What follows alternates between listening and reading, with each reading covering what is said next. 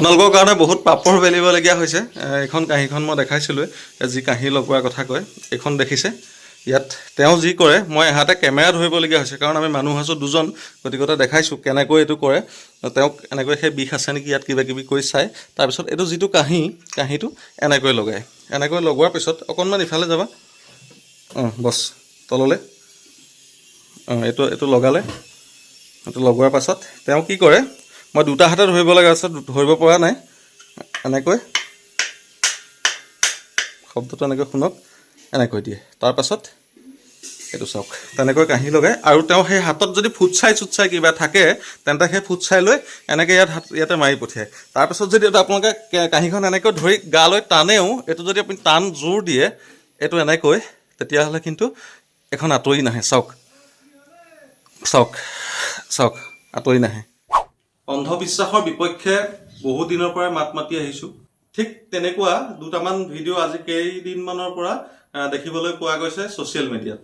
YouTube, Facebook সকলোতে বিয়পি পৰিছে।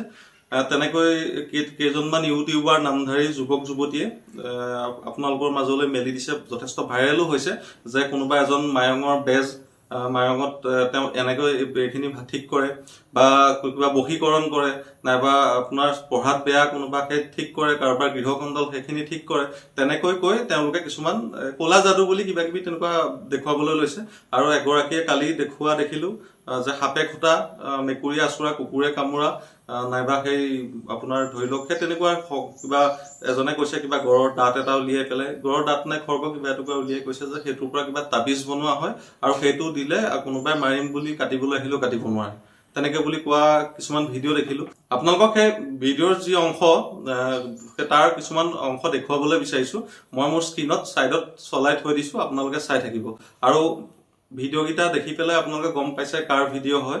মই চেনেলকেইটাৰ নামকেইটা কৈ পেলাই তেওঁলোকক মই প্ৰমোশ্যন কৰিব নোখোজোঁ। প্ৰথমে আপোনালোকক মোৰ স্ক্ৰীনৰ ছাইডত মই এটা ভিডিঅ' চলাই দিছোঁ।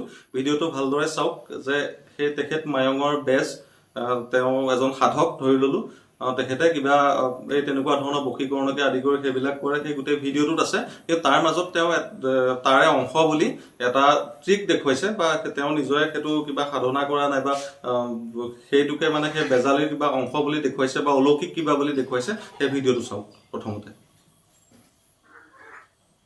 সেই ভিডিঅ'টো দেখিলে সেই তেনেধৰণৰ আৰু বহুত কেইটা ভিডিঅ' তেনেকুৱা দেখিবলৈ পোৱা গ'ল, যিবিলাক অলৌকিক বুলি কোৱা হৈছে, কিন্তু সেইবোৰ কোনো অলৌকিক নহয়। সেইবিলাক হৈছে এটা সৰু সৰু ট্ৰিক।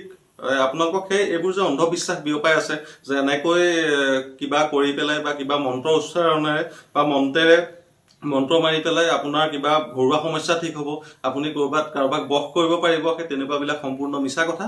এইবোৰ তেনেকুৱা একো নাই। আৰু জানো যে মই যদি আপোনালোকক মুখেৰে কওঁ, সেই কথাখিনি বিশ্বাস নকৰে। এইবোৰ যিবোৰ খেল, সেই খেলবোৰ মই 10 আৰু 11ৰ সময়ত সেই সময়তে দেখুৱাইছিলোঁ। মানে সেই সময়ত মই জনপ্ৰিয় আছিলোঁ এইবোৰ কামৰ কাৰণে।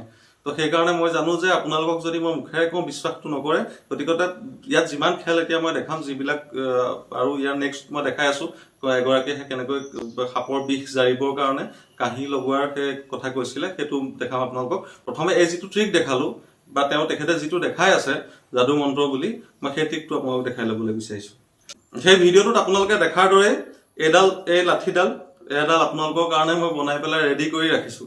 আপোনালোকক অকল সেই অন্ধবিশ্বাসৰ বলি নহ'বৰ কাৰণে বা অন্ধবিশ্বাসৰ চিকাৰ নহ'বৰ কাৰণে মই এই বস্তুটো বনাই পেলাই ৰেডি কৰিবলগীয়া হৈছে আপোনালোকে। এইডাল আপোনালোকে দেখিছে তেখেতে দেখুওৱাৰ দৰে এই লাঠিডালৰ এই যিডাল ৰছী, এইডাল মই টানি দিছোঁ, আৰু এইডালেদি মই এনেকৈ টানি লৈ আহিছোঁ।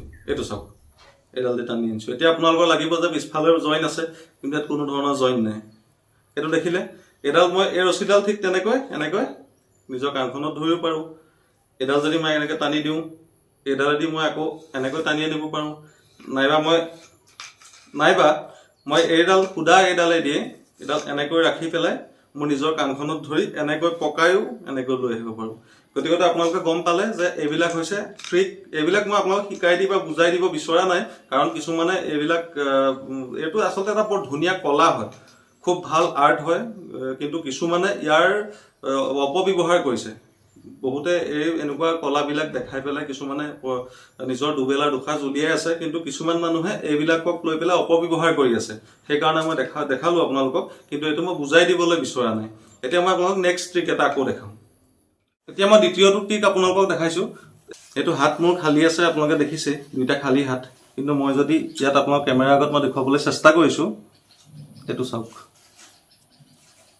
ধোঁৱা নিশ্চয় দেখিবলৈ পাইছে, এয়া এইটো ধোঁৱা, কিন্তু এইটো ধোঁৱা এনেকৈ চাওক, কিন্তু মোৰ হাত খালী। আপোনালোকে দেখিলে কেনেকৈ মই সেই খালী হাতৰ পৰা এনেকৈ মোহাৰিয়েই ধোঁৱা উলিয়াই দিলোঁ। সেইবিলাক হৈছে এটা সৰু সৰু ট্ৰিক, এইবিলাক হৈছে আৰ্ট।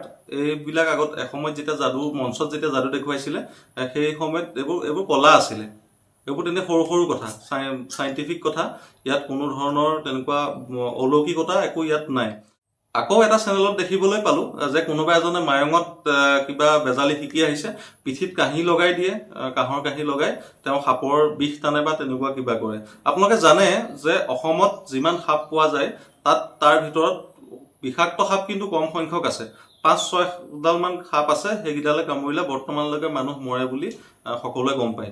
বাকী যিখিনি সাপ আছে সকলো অবিষাক্ত, মচুৰাৰ পৰা ধুন্দুলি খেতিৰ পৰা আদি কৰি সেই সাপখিনি অবিষাক্ত, আৰু বিশেষকৈ মানুহক সেই সাপবিলাকে কামোৰে। সেই সাপবোৰে কামোৰাৰ পাছত সেই তেনেকৈ যিখিনি বেজ থাকে বা তেনেকুৱা যিবোৰ বেজালি কৰে, তেখেতসকলৰ ওচৰলৈ লৈ গৈ সেই তেনেকুৱা ধৰণৰ ট্ৰিটমেণ্ট দিলেও বা নিদিলেও যদি আপুনি ঘৰতো থাকে তেতিয়াহ'লে আপোনাৰ ঠিক হ'বই। কাৰণ সেইটো আপোনাৰ কিবা ভেঁকুৰ জাতীয় বা ফাংগাছ ইনফেকশ্যন হ'ব পাৰে, কিন্তু বিষ নাথাকে সাপটোৰ। সেইবিলাক আপোনালোকে সৌৰভ বৰকটকী নাইবা সুৰজিত গিৰি ছাৰৰ যিবিলাক ভিডিঅ' সেইবিলাকত নিশ্চয় দেখিবলৈ পাইছে। যদি কাৰোবাক কিবা কাৰণত শংখচূড় সাপ, ফেটি সাপে যদি খুট মাৰি দিয়ে আৰু তেওঁলোকে সেই ভিডিঅ'বোৰ চাই যদি সেই মানুহজনৰ ওচৰলৈ কিবা কাৰণত ট্ৰিটমেণ্টৰ কাৰণে লৈ যায়, কাঁহী লগায়, তেনেকৈ পিঠিত যদি কাঁহী লগাই মন্ত্ৰ মাৰি যদি সাপৰ বিষ ভাল কৰিবলৈ কিবা কাৰণত লৈ যায়, তেতিয়াহ'লে সেই মানুহজনৰ অৱস্থা কি হ'ব ভাবক। তেনেকুৱা ধৰণৰ অলৌকিকতা মানুহৰ গাত নাই। আৰু যদি কাৰোবাৰ কোনোবা মানুহৰ গাত আছেও, সেইকেইজনক আপুনি বা মই দেখিও পোৱা নাই, তেওঁলোক মানুহৰ মাজলৈ ওলায়ে নাহে। মায়ঙৰ তেনেকুৱা কোনোবা ভিডিঅ' এটা দেখিছিলোঁ, এনেকৈ খালী গিলাচ থৈ দিয়া থাকে, আৰু তাৰ সেই ট্ৰিকটো কৈ দিছোঁ আপোনালোকক। মানে ট্ৰিক মানে কি, তেওঁলোকে ব্লেক মেজিক বুলি কয়, কিন্তু তেনেকুৱা কোনো ব্লেক মেজিক নহয়।